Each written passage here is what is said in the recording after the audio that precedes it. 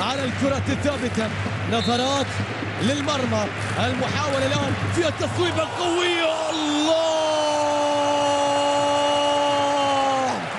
بكل الوضعيات، بكل الطرق، بكل الأماكن، بكل الوسائل، هو الكل في الكل، هو كل الأرقام، هو كل الأهداف، هو الهجوم، هو الدفاع، هو الريال، هو الفريق، هو الهاتريك، هو النجم. عليها السبعة يا كريستيانو، عليها السبعة يا كريستيانو.